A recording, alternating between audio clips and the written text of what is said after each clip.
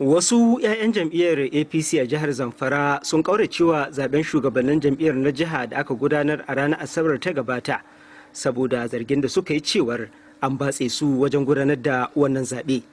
'Ya'yan jam'iyyar ƙarƙashin jagorancin ɗan majalisar dattawa mai wakiltar mazaɓar Zamfara ta tsakiya Sanata Kabiru Marafa sun dai ziyarci sakatariyar jam'iyyar APC ta jiha don miƙa wannan ƙorafi nasu a hukumance ga kwamitin da uwar jam'iyyar ta ƙasa ta turo a jihar nan don karɓar ƙorafe-ƙorafe da suka biyo bayan wannan zaɓe.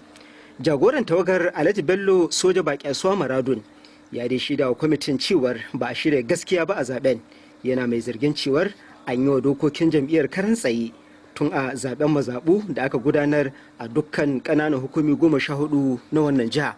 Ya dai hannuntawa kwamitin takardar ƙorafi tare da wasu hujjoji da ya ce suna tabbatar da wannan zargi nasu. Alhaji Bello Baƙyasuwa wanda ya maganta a madadin Sanata Marafa ya kuma miƙa wa kwamitin jadawalin sunayen shugabannin da ya ce sun zaɓa a matsayin shugabannin jam'iyyar na jiha a zaben da suka gudanar nasu na jiha a ranar Asabar da ta gabata. Alhamdulillahi mun cika duk umarnin da uwar jam'iyya ta bayar wurin tabbatar da wannan zaɓe, kuma alhamdulillahi mun kawo musu kuma mun mika musu kuma sun karba kuma sun tabbatar mana za su yi mana adalci.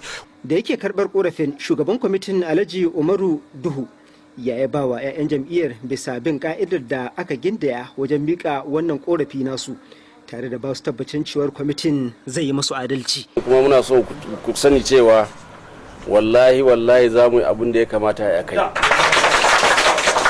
Amma abu ɗaya zan gaya muku gaskiya, mu duk da aka turo mu muna da wayan da za su yi final decision a kai, shine working committee, amma mu za mu yi adalci, mu yi abin da ya kamata, mu ba da shawara.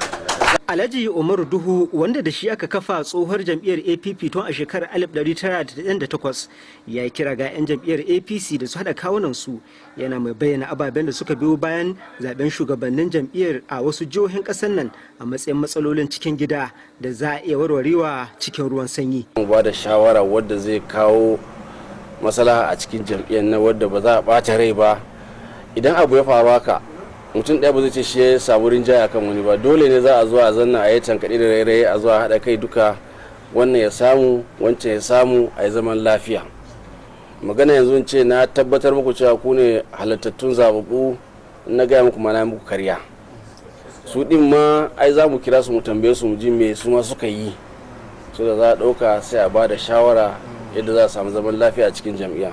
Ana dai sa ran kwamitin ya yanke hukunci game da wannan korafi nan da ranar Juma'a ta wannan mako. Jamilu Ibrahim Gusau.